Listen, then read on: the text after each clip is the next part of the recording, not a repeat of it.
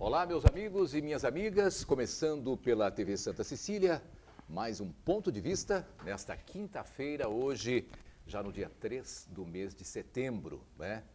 Um mês que eu espero que seja muito bom para todos nós, que tenhamos boas notícias, que as coisas boas comecem a acontecer, porque até agora, do começo do ano até agora, são coisas muito pesadas, né? Estamos vivendo aí numa pandemia, muita gente acha que ela acabou, né? Porque não usam máscara, não mantém distanciamento, né? Aglomerações são coisas normais em alguns locais, nós tivemos aí na praia, nós temos aí em alguns bares na cidade, não é brincadeira não, né? Muita gente morrendo e hoje nós chegamos ao número de 123.922 pessoas que perderam a vida no Brasil pelo Covid. Mais de 4 milhões e 2 mil infectados pela doença, isso em números oficiais, né? Dizem os infectologistas que esse número é muito maior, podendo ser 9 vezes maior que isso. De qualquer forma, todos nós temos que fazer a nossa parte. O uso de máscara não só me protege, como protege a você. E da mesma forma, você usando máscara vai me proteger. Então, todo mundo aí fazendo a sua parte, rezando muito, orando, né? Para que a vacina chegue o mais rápido possível. Programa de hoje, recebo aqui o advogado criminalista Joaquim Fernandes. Boa tarde, Joaquim. Prazer tê-lo aqui. Boa tarde, Altair de Marco. Eu disse a você minutos antes, minha saudosa avó chorava de emoção e de alegria toda vez que ouvia a sua voz. Que maravilha! No ar. Era uma emoção incontida, é verdade. E ela falava, como eu amo o Altair. As palavras dela. Que bom. Não transfira para mim este amor. Mas eu gosto, mas não com este amor com todo esse amor. Mas olha, eu fico muito feliz. Isso é uma das maiores recompensas que eu recebo na minha vida. É esse tipo de referência e às vezes as pessoas que brincam com a música, com a minha vinheta. Para mim é muito bom, eu fico muito feliz e espero que ela, de onde estiver, continue nos abençoando. Muito obrigado, é sempre um prazer estar aqui com vocês, com o Marquinhos agora com a sua barba nova. Isso não vai ficar igual, Marco, fica tranquilo, não vai ficar igual. E aí, Basílio, né? Basílio, prazer enorme fazer programa com o senhor, viu? O meu convidado de hoje também é o Basílio Rocha, ele é do CVV. Basílio, boa tarde, prazer enorme tê-lo aqui, principalmente neste mês de setembro, que é o mês, né, de prevenção ao suicídio. Boa tarde. Te agradeço a oportunidade de poder falar a respeito do CVV, né, nesse mês tão importante em que falamos sobre a valorização da vida, né? O mês de setembro é um mês em que falamos sobre o Setembro Amarelo, né? E podemos discutir um pouco mais com a sociedade, trazendo a visão e trazendo o trabalho do CVV a todos. E meu companheiro de todas as tardes aqui, todos os dias, o jornalista Marcos Santana. Boa tarde, Marcos.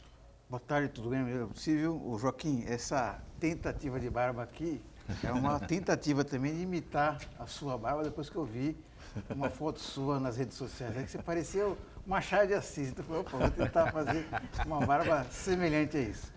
E o Altair, hoje é um tema muito importante, porque o suicídio é um problema que afeta muitas pessoas.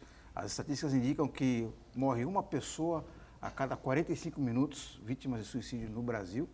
E se numa situação normal já é um assunto preocupante, durante uma pandemia é um tema que merece mais preocupação ainda. Então, eu acho que é um programa muito especial hoje, que vamos aqui cumprir o nosso dever de informar e ajudar a vida das pessoas a preservar vidas. E eu quero cumprimentar você que nos acompanha ao vivo, convidar você a participar também do programa, mandando sua pergunta, crítica, sugestão pelo Facebook. Ponto de Vista com Edgar Buturão ou então por e-mail, contato@pontodevista.tv.br. O programa também será acompanhado ao vivo pela internet, santaportal.com.br/tv. As edições anteriores do Ponto de Vista ficam disponíveis na internet também, no nosso canal no YouTube e na nossa página no Facebook. E você que nos acompanha na reprise às 20 horas, uma boa noite. Você falou em Facebook aí, né? E os amigos do Facebook aqui, vários me passaram isso aqui, da Renata Covas, colocou no seu Face uma pergunta ao presidente da República. Não sei se vocês já viram. Já viu? Chegou a ver? que eu cheguei a ver. Não? Renata Covas colocou aqui. A Renata Covas é a mãe do prefeito de São Paulo, Bruno Covas, não é? Filha do saudoso governador Covas, não é? do Santista, e inclusive que está sepultado aqui no cemitério do Paquetá, isso? É do Paquetá, né? Parece que sim. Do Paquetá, Paquetá, né? O Mário Covas. Ela colocou no Facebook hoje, fazendo uma pergunta ao presidente da República que eu achei sensacional. Ela diz o seguinte aqui: senhor presidente Bolsonaro, por que sua terceira esposa, Michele, recebeu 445 lobos-guarás do senhor Fabrício Queiroz? Dá para responder aí, Marcos? Acho que só não recebeu porque as notas ainda não tinham existido, mas Ela chutou o balde aqui. Realmente precisa explicar, né? Chutou E o não balde. só essa quantia aí, mas também outros valores aí que foram depositados também na conta da loja de chocolates do filho e assim por diante, né? Saiu ontem a nova nota de R$200, o Lobo-Guará. Já viu a nota, Joaquim?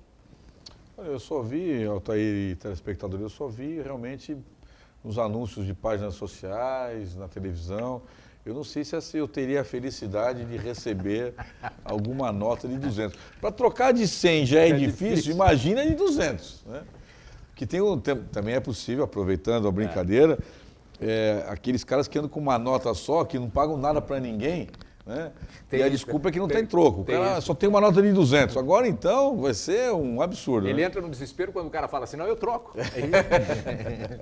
Ele fica no desespero total. Agora, essa nota de 200 aí, ô Joaquim, você que é advogado criminalista, muita gente disse o seguinte: quanto maior a nota, mais fácil para o crime organizado trabalhar com dinheiro, né?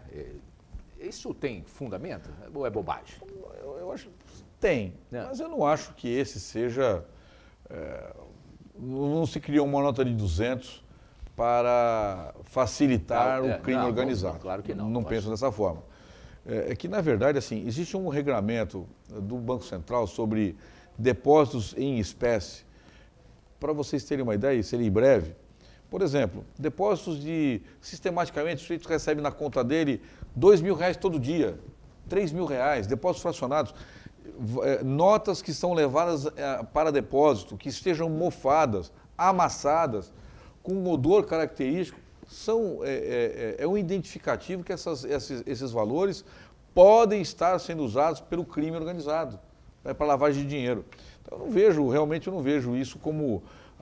porque vai diminuir a quantidade de malas de dinheiro que o sujeito vai entregar. Desculpa. Olha lá como é que é bonita a nota. Desculpa, eu não vejo.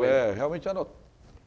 Eu acho o de um gosto duvidoso, mas... O lobinho está lá. Esquisito, a capa né? já é difícil, né? Mas eu vejo muito mais com o problema de a gente estar emitindo dinheiro.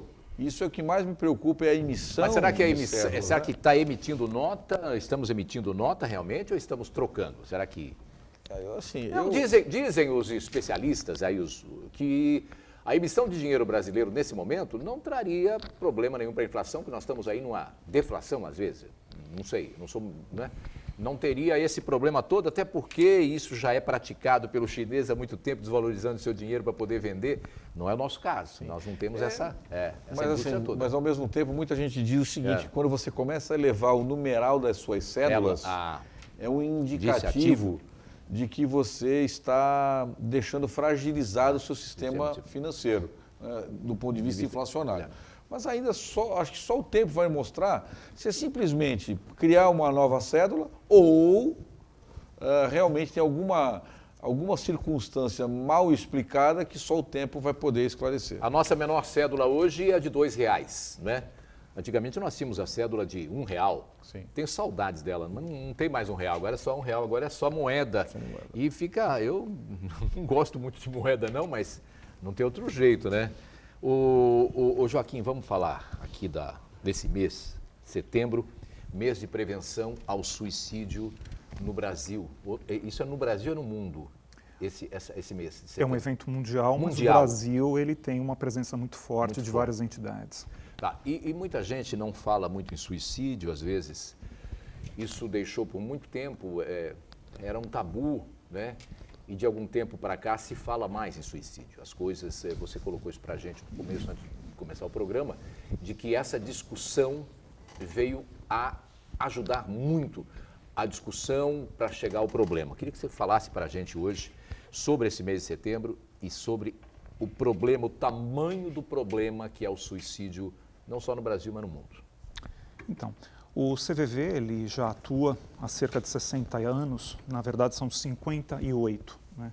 Começou em São Paulo, junto com um grupo de universitários, que percebeu o aumento das taxas de suicídio naquele momento. Né? Se juntaram com um programa inédito e foram aprendendo, desenvolvendo um formato, né, que entrou pela década de 70, se expandiu para várias regiões do Brasil afora. Na década de 90, ele já estava presente em vários estados brasileiros, com uma força muito grande, atendendo através do telefone, ligações locais, né? E posteriormente ele passa a atender por outros canais, o e-mail, o chat, né? Hoje na página do CVV, cvv.org.br. O CVV sempre se preocupou com o sentimento de quem liga, das pessoas que entram em contato com o CVV.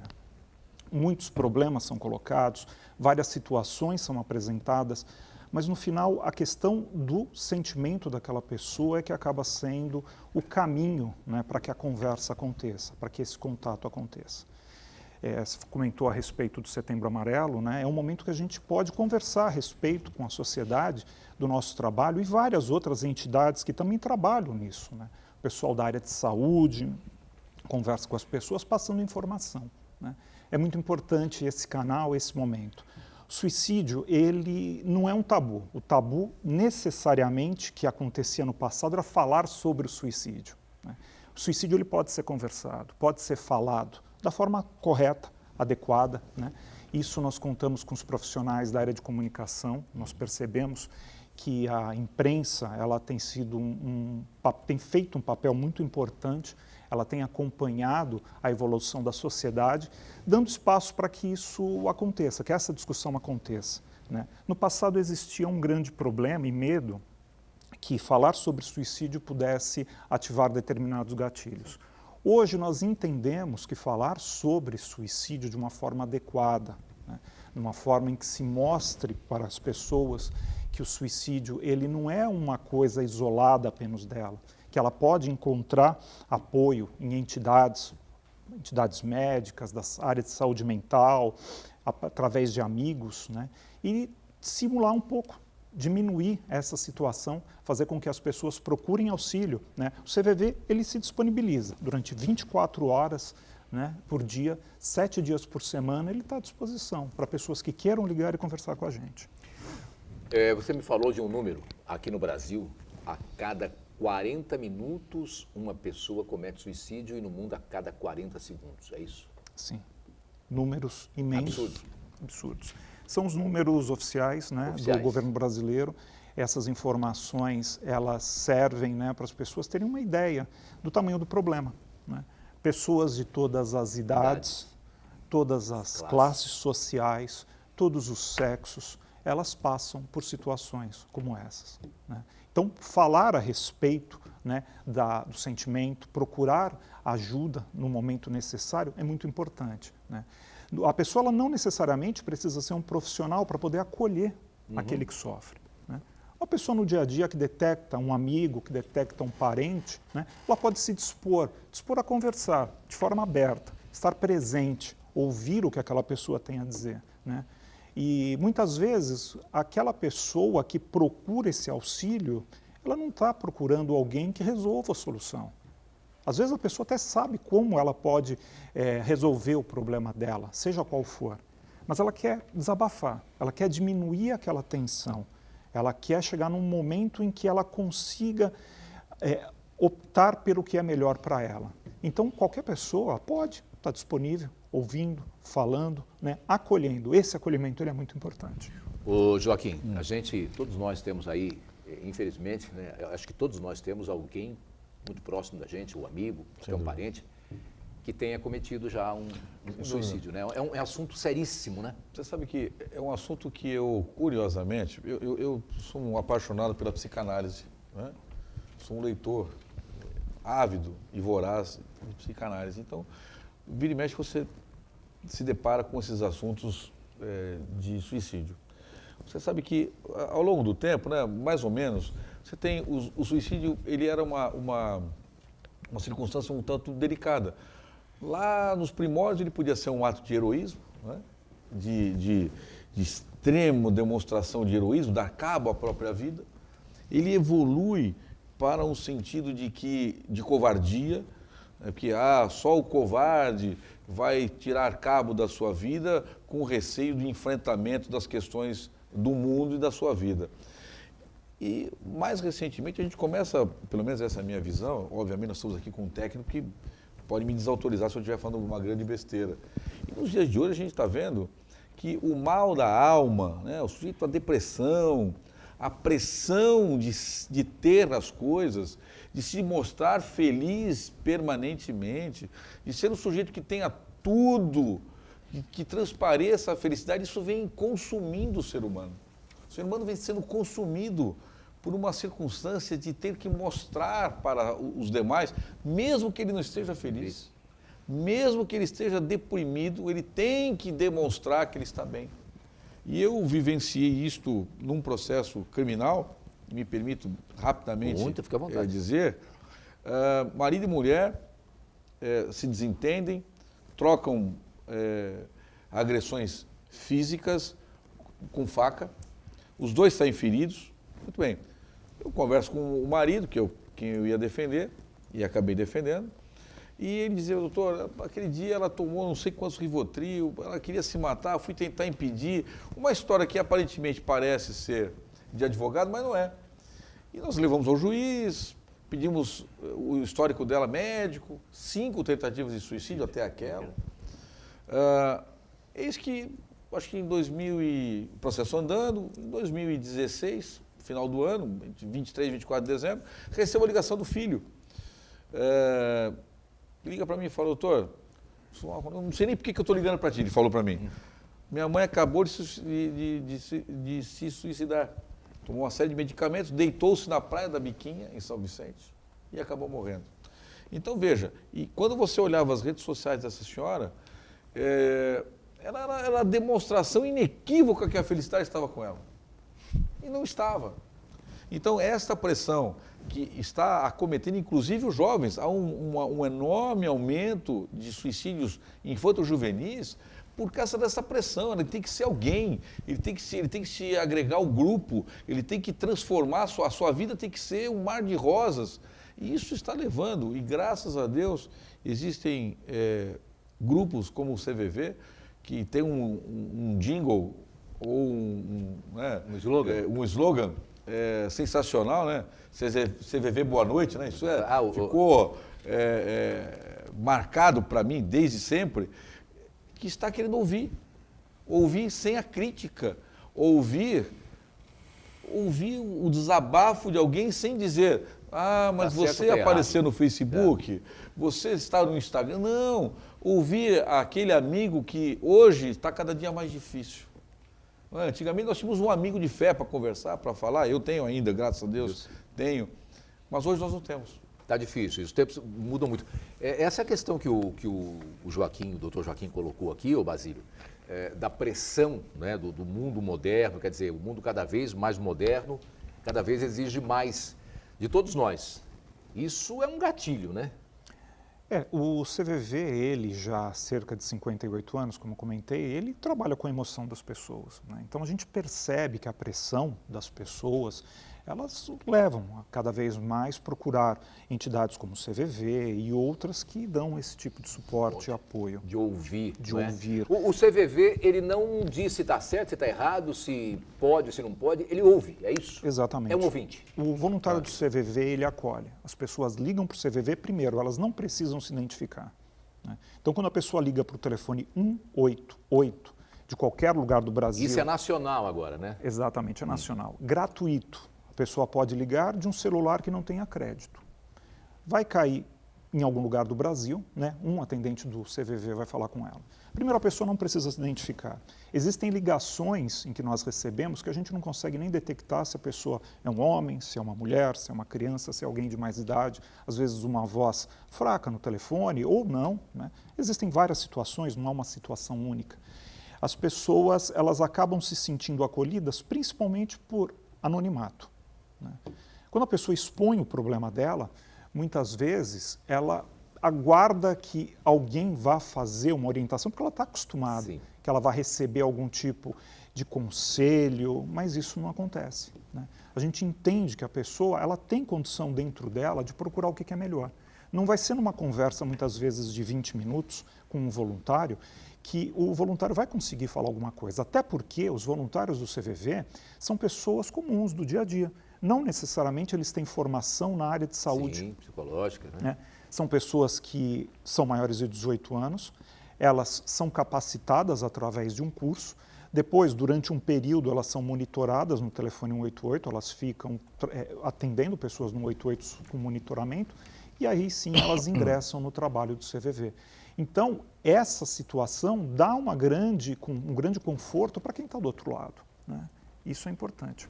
Bom, eu vou fazer um intervalo e na volta nós vamos continuar conversando sobre isso e vou num assunto sério também do número crescente de mortes de policiais e de pessoas mortas pela polícia também. Há mortos dos dois lados, é um negócio... O programa de hoje está meio pesado, mas é a realidade do dia a dia. Volto já. Bem, estamos de volta com o Ponto de Vista aqui pela TV Santa Cecília, nesta quinta-feira quente. Esquentou em Santana? Sim. Previsão já era previsão? Sim, agora a grande desconfiança, preocupação é se esse tempo bom, né, tempo Continua. quente, tempo firme, continua. Isso aí vai acabar fazendo que mais pessoas se sintam incentivadas a vir para cá para... É porque nós temos aí um feriado prolongado, né? Um feriado prolongado. Feriado prolongado. No final de semana passada tivemos uma situação muito delicada com relação ao aumento de número de pessoas que estiveram na praia, para desespero das autoridades de saúde, para desespero de todos nós. E o grande temor é esse, né? Com o tempo firme, tempo bom, a tendência é que mais pessoas procurem as nossas praias. O que me incomoda, sinceramente, é o seguinte: realmente as praias estavam lotadas. Quem lotou as praias? O Santista não foi. Mas tinha Santista também, né? Tinha. Não, a maioria, claro que não. Claro Então que veja, então que política de saúde é essa? Porque se assim, então o cara pode passar mal lá em São Paulo e vir para cá. Ele pode ir à praia, ele pode encher a cidade e deixar São Paulo vazia. Eu não consigo entender. Então faz uma restrição na estrada. É o que os prefeitos estão pedindo. Faz uma restrição na estrada. O próprio prefeito Paulo Alexandre pediu. Faz uma restrição na estrada, pô. Essa restrição. Por quê? Porque quando você, por exemplo, o Guarujá ainda está sendo assim. Quando você vem pela estrada, tem uma tenda e o cara pergunta onde você vai, o que você vai fazer, tem endereço aqui, não tem, e manda voltar. Então, veja, é necessário, porque não adianta você controlar os números aqui em Santos, Praia Grande, São Vicente, Guarujá, e aí vem um fluxo enorme de pessoas, e aqui, para acharem que aqui é nosso quintal, pô. Complicado. Olha, os prefeitos estão pedindo aí que o governo do estado faça alguma intervenção. Não sei se vão fazer, mas de qualquer forma o pedido houve. Agora, quem está na nossa, pelo menos na Baixada, no Vale do Ribeira, é o presidente Bolsonaro. Nós temos aí dá para mostrar, temos foto lá. Ó. Bolsonaro está... Está no Guarujá, é isso? É no Guarujá? Não, é no Vale do Ribeira. No Vale do Ribeira. Em Eldorado. Vale do Ribeira, cheio, olha lá. Aglomeração, não estou vendo pessoal de máscara, tem um ou outro de máscara aí, mas muito pouco também. Esse tipo de coisa devia ser proibido, né, Joaquim? Olha lá. Olha, cara, é assim... Não é porque é o presidente, né? É pandemia. O presidente, ele pode ser contra qualquer coisa. Ele pode ser a favor da cloroquina, da ivermectina, do mundo. Ele só precisa dar o exemplo. Sim. Ele precisa dar um exemplo. Ele pode ser contra o isolamento social, mas ele é o nosso presidente. Quer a gente queira, quer não, ele é o nosso presidente. É o presidente de todos nós. Então ele precisa dar o apoio. Só que o que você vê nas redes sociais hoje é que parece que tudo que o presidente faz é lindo. Ah, porque ele lava a roupa dele, porque ele come pão com com, como é que é o nome? Leite moça, porque ele torce pro Palmeiras com a camisa rasgada. Pô, ele é presidente da República, caramba. Ah, porque ele desligou o aquecimento da piscina. Pô, pelo amor de Deus, né? O presidente precisa dar um exemplo pra gente de outras coisas, pô.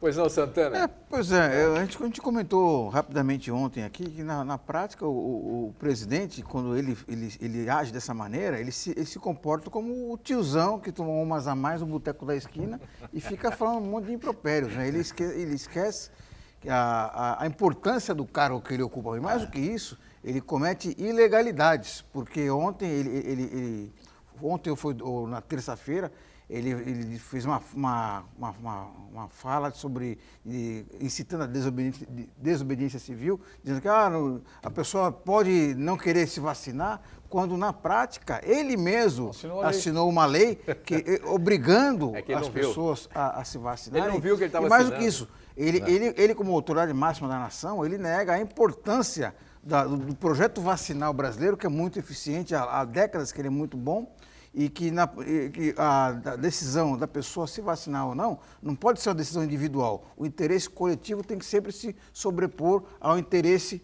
na verdade, ao privilégio individual. Bom, eu vou continuar falando aqui com o Joaquim Fernandes, advogado criminalista, e o Basílio Rocha, do CVV. E eu tenho um assunto aqui que se mistura um pouco com essa coisa da agressão a si próprio, né? Do assassinato, das mortes aqui. O número de pessoas mortas pela polícia cresceu no primeiro semestre deste ano, plena pandemia, né?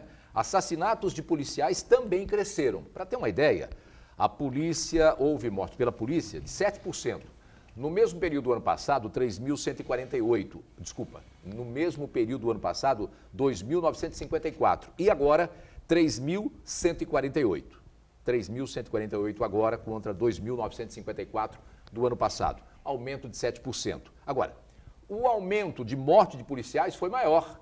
Foi da ordem de 24%. Policiais que estavam trabalhando ou de folga, que perderam a vida, trabalhando ou de folga. 83 morreram no ano passado, no mesmo período, né? E 103 nesse ano, em plena pandemia. 24% aumento. Os dois lados perdem, né, Joaquim? Mas eu não sei, eu não acreditaria ao evento pandemia. Não. Eu acho que desde que o governador Dória assumiu, a política de enfrentamento da polícia me parece que se tornou regra, né? E com essa política de enfrentamento, naturalmente, você vai ter baixas de ambos os lados. Nós também temos que lembrar que muitos dos policiais que foram mortos foram, muitas vezes, covardemente, não em confronto, mas covardemente, né? Em tocaias, pegando ele de fora em hora de folga. Eu acho que, e os órgãos de inteligência da polícia estudam isso, né? Para nós sabermos por quê, né? Porque, assim, no mapeamento você vai saber, bom, morreram 24, houve um aumento de 24% a mais. Mas em qual região do estado? Aumentou a criminalidade proporcionalmente? Porque, assim, o sistema penitenciário paulista e brasileiro, mas principalmente o paulista, porque eu posso falar, os seus presos estão confinados. Não há transferência de preso. Então, nessa movimentação de presos, você não pode acreditar a divergências, né? Então, eu só posso me referir ao enfrentamento mesmo do crime. Hoje você, por exemplo, não tem audiência de custódia. Prendeu o sujeito, sistema carcerário. Quem vai decidir é um juiz de vara se vai soltar ou não vai soltar em liberdade provisória. Não tem custódia? Não tem audiência de custódia. Está suspenso? Estão suspensas desde a custódia da pandemia? Desde 16 de março. 16 de março. Hoje não há audiências presenciais, né? Um ou outro magistrado poderia estar realizando, mas não há hoje atendimento presencial nos fóruns paulistas, e que está no Brasil inteiro, né? Então, assim, este confronto é fruto da criminalidade mesmo, não é? Agora, me preocupa o aumento de policiais mortos. Repito, na maioria das vezes, surpreendidos de maneira covarde. O Basílio, a gente está falando aqui de confronto e tal, mas levando por esse lado aí, de policiais, a gente vai para o suicídio e a gente sabe que na polícia o número de suicídios é muito grande. É um número exageradamente grande. Pressão, trabalho, tudo isso é complicado, né? Sim, todas as atividades profissionais que mantêm uma pressão muito grande sobre elas, a gente acaba percebendo, né, das pessoas ligando no CVV e falando a respeito de pressão. Mas não necessariamente profissionais da área da segurança pública ou saúde. Nós percebemos isso também no estudante. Nós percebemos que a sociedade ela vive por uma pressão muito grande, né? As pessoas se sentem pressionadas, né? O CVV, por isso, ele tem uma grande preocupação de, quando conversa com alguém, não dar aquela ênfase tão grande no problema, mas sim no sentimento. O sentimento acaba sendo o grande canal em que a pessoa ela tem a condição de poder falar, de desabafar, porque normalmente numa conversa no dia a dia com pessoas que a gente conhece, amigos, né, as pessoas elas focam no problema. Então é o profissional que sofre pressão por conta de que tem que trazer resultados, porque ele está num lugar estressante, tem uma atividade extrema, e isso acaba sendo, muitas vezes, o foco da conversa, né? O CVV, ele acolhe essa pessoa, ele deixa que essa pessoa coloque a sua situação, tudo aquilo que faça mal para ela, mas não necessariamente valorizando o problema, né? Sim pensando no sentimento daquela pessoa, fazendo com que isso ela encontre, né, uma forma de viver de uma forma um pouco melhor e procurando o que é melhor para ela. Marcos Santana, você tem uma pergunta para o Exatamente. Joaquim? Desculpa, o Basílio. Basílio. O Basílio, essa aflição, a angústia, a depressão, esse sentimento ruim, ele permeia as pessoas durante o ano inteiro, todos os anos. E agora a gente está vivenciando uma pandemia onde a saúde emocional das pessoas está extremamente fragilizada por conta da incerteza, do medo, do próprio isolamento social. Então eu queria saber de você se o número de atendimentos no CVV aumentou durante esse período de isolamento social, durante essa pandemia, e se a abordagem também nos atendimentos ela foi alterada. Durante o período de pandemia, não só o CVV, mas diversas entidades, eu acho que o Brasil inteiro, o mundo inteiro, teve que se adaptar a essas situações, né? Muitas pessoas que ligam para o CVV falam a respeito de problemas relacionados à pandemia. Estão mais sozinhos, né? Não têm o contato com os familiares que gostariam de ter. A profissão, o esporte, muitas vezes, fica em segundo plano, né? A gente escuta bastante isso. Mas as pessoas, elas, quando vêm nos falar sobre isso, muitas vezes elas estão querendo falar sobre outras coisas, né? Ela está preocupada com o problema do trabalho dela, mas ela está muito fragilizada emocionalmente. Então o CVV ele continua atuando da mesma forma que ele sempre atuou, da forma que ele sempre falou, dando esse suporte para as pessoas que queiram falar a respeito disso.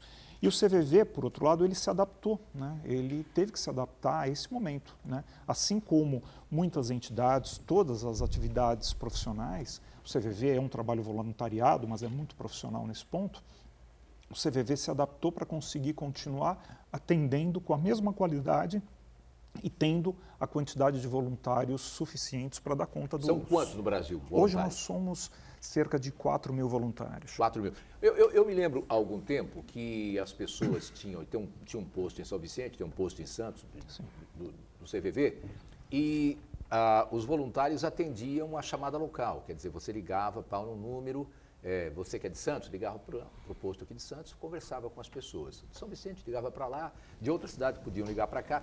Não existe mais isso, mudou agora, modernizou, melhorou, né, Joaquim? Mudou. Com um convênio com o Ministério da Saúde, o CVV ele começa a operar o telefone 188. Nacional. Esse telefone é nacional. As pessoas entram em contato por esse telefone e todas as ligações que entram nesse sistema, elas são distribuídas pelo Brasil afora. Então pode uma pessoa ligar do Rio Grande do Norte, ter um terminal disponível no Rio Grande do Sul, a ligação vai cair no Rio Grande do Sul. Isso permitiu ao CVV otimizar a rede. Então nós conseguimos falar com muito mais gente. Para você ter uma ideia, do momento em que o CVV ele era local, ele tinha um atendimento de cerca de 1 milhão de pessoas. Hoje nós conseguimos falar com mais de 3 milhões e 200 mil ligações. né? Essa é uma Muito. perspectiva. Aumentou bastante. Eu tenho algumas interrogações, não sei se posso Fica à vontade. levá-las ao Basílio.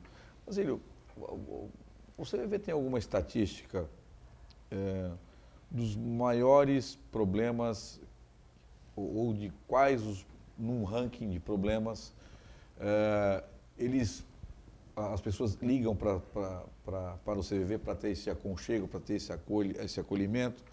E a segunda questão, se vocês também têm algum monitoramento para saber se aquela pessoa, ou X pessoa que liga para você, você consegue saber se você salvou aquela pessoa, estou usando uma expressão Sim. terrível, se você salvou aquela pessoa, o que aconteceu com aquele interlocutor?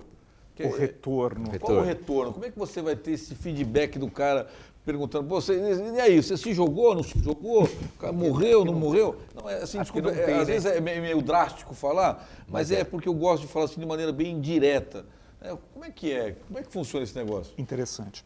Em relação à primeira pergunta, o CVV, ele, por conta do anonimato e do sigilo, ele não tabula muitos dados, não.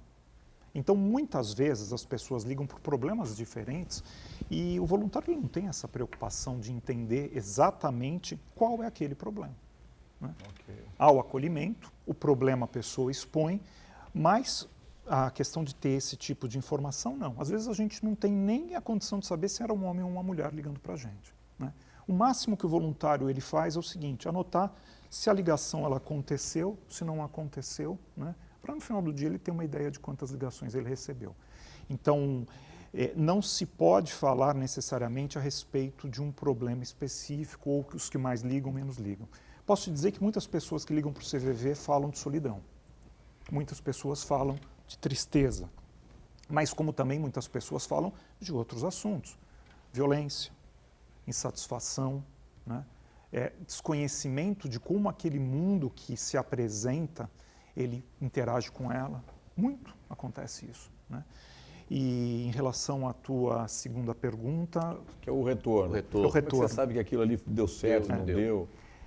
Todo voluntário, quando ele se oferece para trabalhar no CVV, uma das primeiras coisas que ele acaba percebendo é que ele não vai salvar o mundo.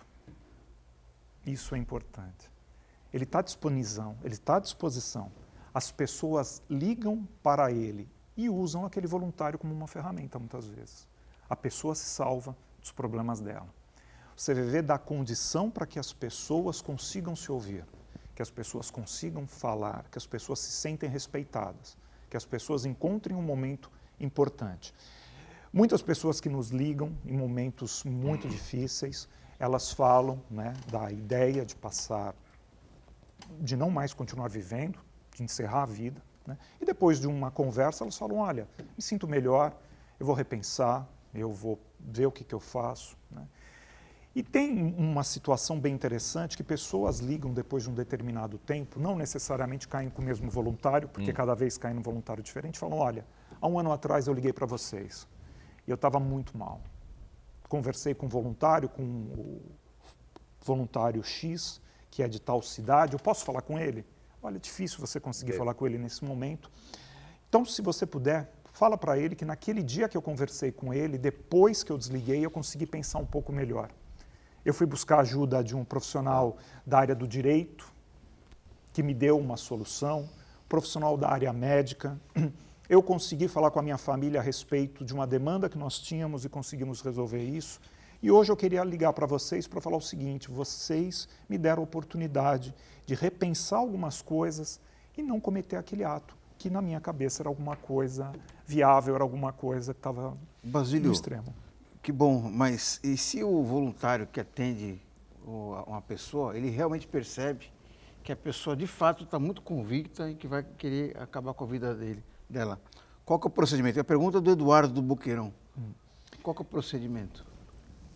O CVV ele dá o apoio emocional para a prevenção do suicídio, né? Então, muitas vezes se tem uma ideia que um voluntário do CVV, uma ligação atrás do outro, vai tratar de suicídio. Não é isso. Num plantão, por exemplo, de 4 horas, existem ligações de pessoas que estão muito mal e pensam em colocar fim na vida. Mas existem pessoas também que ligam para a gente para falar de felicidade.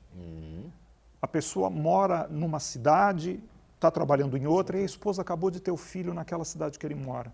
E ele não consegue ver a esposa. E ele quer dividir aquela felicidade com alguém. Ele liga para o CVV e fala, olha, eu estou muito feliz. É a mesma situação, emoção, não problema. A gente não tem um foco no problema, né?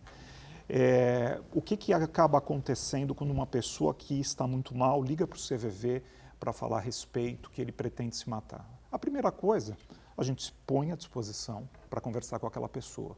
Muitas pessoas, às vezes, não têm força nem para falar. O CVV, ele prepara o voluntário para ter minutos de silêncio, para interagir muitas vezes com ligações mudas, porque a pessoa quer ter alguém do outro lado. Quando aquela pessoa se sente à vontade, se sente bem para começar a falar e fala, olha, aconteceu uma situação muito ruim e eu não quero mais continuar vivendo. Eu vou partir para o encerramento da minha vida, eu vou me matar, eu pretendo isso, pretendo aquilo. O voluntário ele se dispõe até para o respeito, porque tem um ser humano sofrendo. Aquela pessoa sofre naquele momento e ela chegou naquela conclusão por algum motivo. Ou é uma questão de saúde mental, ou é uma questão de extrema infelicidade, não importa, né? No acolhimento, quando aquela pessoa ela é respeitada, ela é ouvida, ela muitas vezes repensa. Muda a opinião. Agora, eu vou fazer um intervalo, eu sei que ficou interessante aqui, só dizer também o seguinte, como é que fica esse atendente, né? Esse voluntário do CVV, Quer perguntar isso? quando alguém fala, olha, eu vou dar cabo na minha vida, eu não vou falar mais, sabe? Isso, como é que ele vai para casa dormir depois? Tem esse lado também, é difícil. A gente conversa já depois do intervalo sobre isso. O Joaquim ia perguntar, eu já me adiantei aqui. Voltamos já.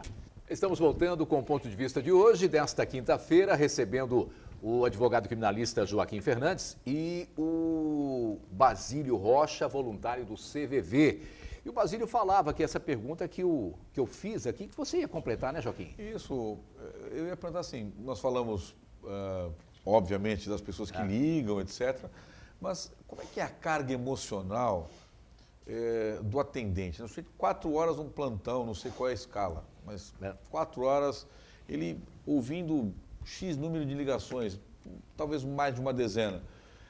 Como é a carga emocional desse sujeito em casa? Há algum amparo do CVV? Treinamento. Técnico, para dar suporte psicológico? Porque veja, até psiquiatras, os analistas têm os seus próprios analistas, né? Quiçá os atendentes de CVV, se eles têm algum suporte psicológico, psiquiátrico para momentos de pico. Claro que a maioria das vezes, e a gente conversava isso no intervalo, né, Basílio? Claro, na minha profissão, eu atendo, como eu narrei este caso, para mim foi muito emblemático. Até a audiência foi muito dramática depois, já com a mãe falecida. Então, realmente tem coisas que pegam você e há outras que a maioria das vezes faz parte, por incrível que pareça, do seu ofício. Do nosso dia a dia. Você, apesar de ser um voluntário, apesar de estar tratando de coisas extremamente delicadas, emocionais, mas você está ali tecnicamente como um profissional. Vai fazer o seu papel e vai para sua casa. Como é que ele vive com isso?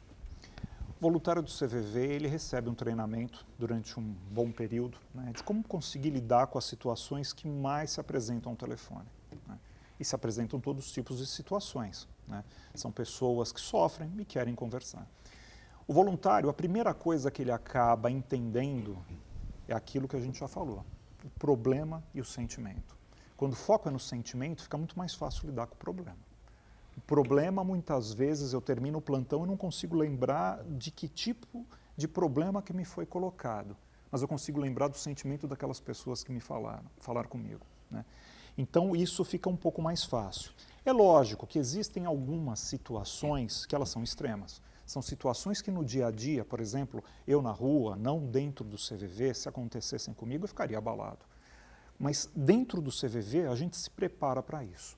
O CVV oferece ferramentas para os voluntários para que eles consigam se autoatender quando a coisa é extrema. Nos nossos treinamentos, existem ferramentas em que nós conseguimos conversar com as pessoas, né? Entender, colocar o assunto, às vezes, em outra perspectiva. Mas é treinamento, né? É uma questão de entender o ser humano como ser humano e do acolhimento. Isso é o ponto principal. Só me Então, fica à permitiria vontade. fazer Claro. mais uma questão, que o que mais me chamou a atenção no intervalo, quando conversávamos sobre a pergunta que o Altair estava fazendo, foi como o Basílio foi para o CVV. Né? Como é que ele caiu lá? Como é que ele caiu lá, né? E aí, isso eu fiquei aqui, eu fiquei mastigando essa ideia, Basílio. Enquanto operador, pessoa, naturalmente, você percebe que esses operadores, atendentes, sofrem uma mudança de comportamento, passam a ver a vida de uma forma diferente? Só complementar, Basílio, existe vocação para ser um voluntário do CVV ou qualquer pessoa você acha que tem condições de prestar esse tipo de atendimento? Todas as pessoas maiores de 18 anos, elas podem se candidatar a voluntário do CVV, né? Todas. Então não precisa ser um profissional da área de saúde necessariamente. O engenheiro, a dona de casa, o estudante, todos podem fazer o curso do CVV. Em relação a como é que nós conseguimos, né, passar por esses momentos e como eu cheguei até o CVV. Eu cheguei até o CVV por conta de uma entrevista de um presidente do CVV, em que ele falava da grande ferramenta que o CVV oferece, né? Ferramenta de desenvolvimento pessoal. E ele mostrou e fez um desafio que a grande maioria das pessoas não conseguiam ouvir.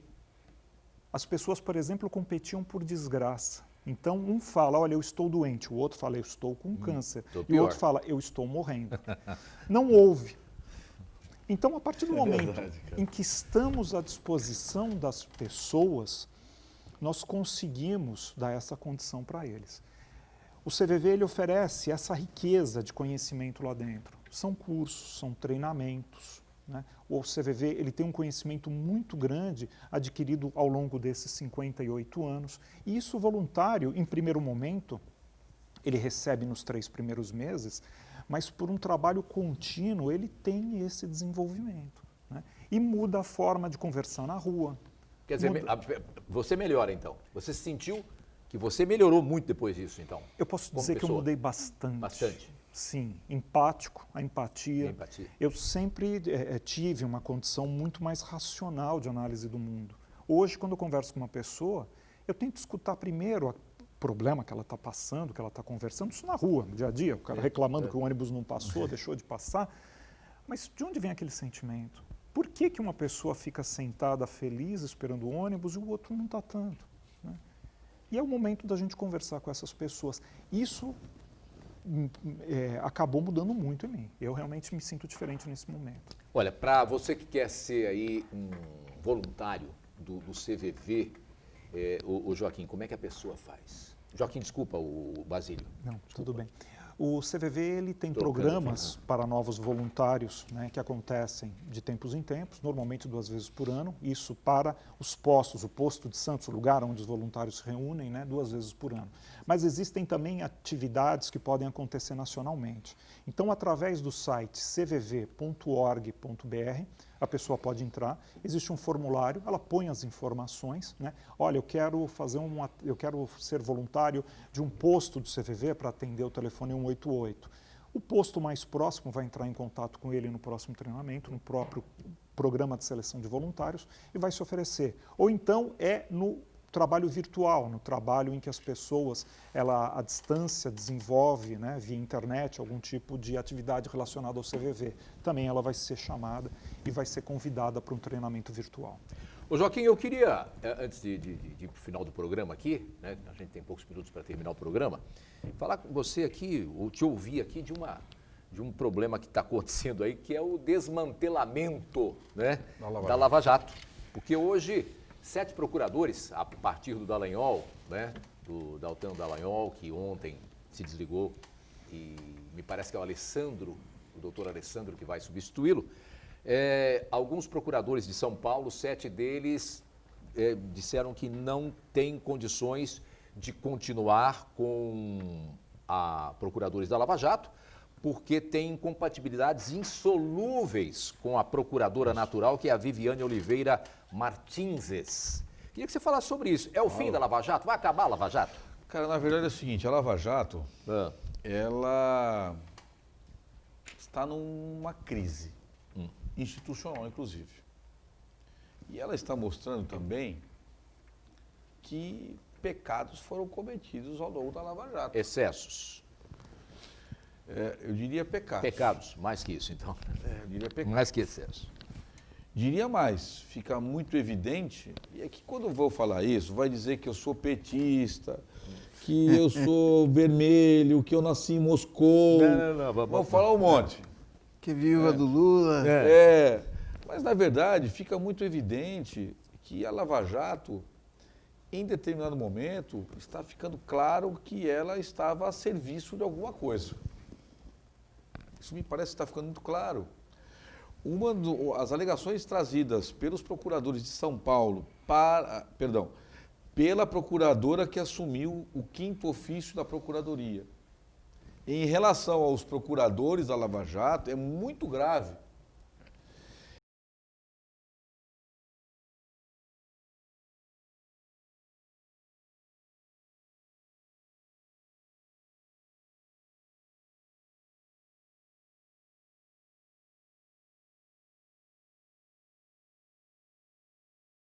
Que está vinculado àquela vaga. Normalmente são 2 ou 3. Por exemplo, como é que eu sei que vai ser para o João, para o Antônio e para o Manuel? Aleatoriamente. Por um critério estabelecido. Os pares, os ímpares e por aí vai. Esta procuradora diz o seguinte, que havia um direcionamento para uma equipe de procuradores, o que violaria o princípio do promotor natural. Perfeito? Então, na verdade, eu estava dirigindo a minha acusação para um grupo específico e não deixando que aleatoriamente esta acusação caminhasse para esses procuradores. Me chama a atenção que no momento mais crítico agora, Lava Jato tem um número de informações absurdo. É absurdo. 2 coisas ainda me mexeram muito mal. Primeiro, o comportamento do Procurador-Geral da República, que visivelmente, depois de um longuíssimo período, olha, pode-se criticar o governo do Partido dos Trabalhadores por qualquer coisa, pelos desvios da Lava Jato, pelos desvios da Petrobras, por tudo que você pode imaginar, mas, desde o primeiro governo petista, Luiz Inácio Lula da Silva, nunca houve interferência na Procuradoria-Geral da República. Coisa que havia no governo PSDB, tanto que Geraldo Brideiro era chamado de engavetador-geral da República.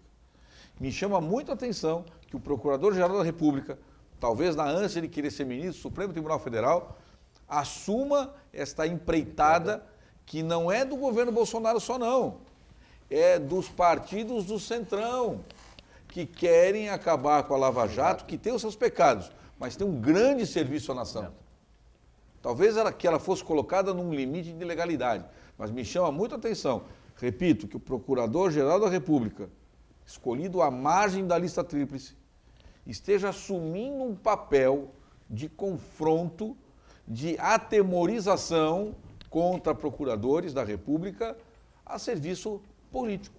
Ô Joaquim, aproveitar a sua participação e fazer uma pergunta que me Eu já sei que vou falar que eu sou petista. Não, eu não sou que petista. tem me intrigado. A cara da Lava Jato, que o Deltan Dallagnol, ele anunciou que vai se retirar e tal. E é uma figura que é envolvida com muita polêmica, né? Além do PowerPoint, tem aquela questão de ele foi investigado pelos seus pares e conseguiu, através de uma série de chicanes jurídicas, né? Ele conseguiu a prescrição de um dos expedientes. Dos expedientes. E os seus pares disseram que havia sim mérito, né? Havia sim fundamento naquela acusação que ele estava sendo imputada. E aí ele veio a público, além das palestras que ele fazia ali, montou uma empresa de palestras para ganhar dinheiro, tinha pretensões políticas e assim por diante. E aí ele veio essa semana a público dizer que está se afastando da Lava Jato para cuidar da saúde da filhinha dele, né? Para a plateia dele, isso aí foi um sentimento muito nobre, mas eu acho que um brasileiro comum, um cidadão comum, um trabalhador comum, que tem uma doença na família, ele vai sim tratar do seu ente querido, mas por conta das circunstâncias, ele não vai deixar de trabalhar, porque ele precisa trabalhar também, ele precisa levar sustento para sua casa, então ele vai cuidar do seu ente querido e vai continuar trabalhando. Então eu queria saber de você o seguinte: o que acontece com o Deltan? Ele fala que ele vai sair, ele vai se aposentar, Marcos, ele vai tirar uma licença. O que aconteceu? Marcos, não, ele só vai sair do comando da Lava Jato. Ele continua procurador da República. Me parece clássico, ele tem acho que meia dúzia de processos no Conselho Nacional do CNMP, Conselho Nacional do Ministério Público. Me parece que ficou claro o seguinte, aquele negócio, olha, sai do comando e a gente ajusta aqui, é o que me parece. Por quê? Se essa prescrição que aconteceu no processo dele ocorresse em qualquer nível da administração pública, o Ministério Público estava ingressando com uma ação de improbidade administrativa contra o servidor que ocasionou, que acarretou este arquivamento por prescrição. É isso que me chama a atenção. Qualquer lugar pode prescrever, menos o Ministério Público, me desculpe. Não dá, né? Aliás, eu fiz um comentário nesse sentido essa semana na página de um amigo. Pode acontecer em qualquer lugar, Não no Ministério mas não no Ministério Público, porque é ele que fica jogando pedra em todo mundo. Então, ele, no Conselho Nacional do Ministério Público, um órgão máximo de fiscalização, não poderia deixar o processo prescrever. Gente, nós vamos falar muito de Lava Jato ainda, porque a partir de agora vão ter aí alguns desdobramentos, que eu não sei quais serão, mas que ou ela acaba, ou ela continua de uma maneira diferente. Mas tem muita coisa envolvida aí que a gente vai falar muito. Eu tenho a impressão de que nós vamos discutir muito aqui de Lava Jato ainda, tá certo? E o Joaquim poderá voltar outras vezes aqui, deverá voltar outras vezes. Me parece que a direção do programa está dizendo que foi uma dificuldade trazê-lo aqui há mais de 3 meses, mas agora ele vai vir, né? Isto eu diria, existem pessoas, eu não posso falar, por conta de impedimentos legais, eleitorais, que emissários do caos. Do caos. São, Emissário do caos. Olha aqui, ó. vem com um cajado amaldiçoando. Agressão no programa. Não, aqui. veja, Altair, eu fui violentamente agredido nesse programa. Não, Só eu e o Zé Serra. Vai fazer uma tomografia que nem o Só eu e o Zé Serra. Serra. Só eu e o Zé Vai Serra. fazer uma tomografia, então. deixa eu agradecer. Muito obrigado, Joaquim. Foi um prazer Obrigado. revê-lo, viu? Depois de tanto prazer tempo. enorme. Tá certo? Prazer enorme. E quero agradecer aqui ao Basílio Rocha e dizer o seguinte, o CVV está aí para poder agasalhar aquilo que você tem de mais sentimental, de mais triste ou de mais feliz, como ele colocou aqui no 188. Muito obrigado e fica à sua disposição para encerrar o programa. Agradeço a oportunidade de poder falar do CVV nesse momento do Setembro Amarelo, né? Estamos à disposição. O mês todo é um mês de comemoração, todo, mas também de reflexão, né? É um mês de reflexão. Reflexão. Né? O CVV está à disposição através do telefone 188 ou da página da web cvv.org.br com chats, e-mails e uma série de informações para o público em geral que procura saber um pouco mais do CVV, imprensa. Estamos à disposição. Tá, eu só vou para encerrar o programa aqui, tinha um grande amigo médico e eu até pude presenciar infelizmente, uma única vez isso de uma pessoa muito próxima da minha família que cometeu um suicídio. Esse médico dizia o seguinte, Altair, quando eu recebo aqui essas pessoas, todas elas se arrependem, todas elas. E tem horas que a gente não consegue fazer nada, não tem jeito. Então, 188 é o telefone que você liga e sinta-se abraçado, sinta-se acarinhado pelo CVV que está aí. Muito obrigado a vocês, um ótimo dia, uma ótima tarde, ótima noite. Amanhã a gente volta no Ponto de Vista. Obrigado, Santana. Um grande Obrigado, abraço. até amanhã. Até amanhã, Um gente. abraço. Muito obrigado.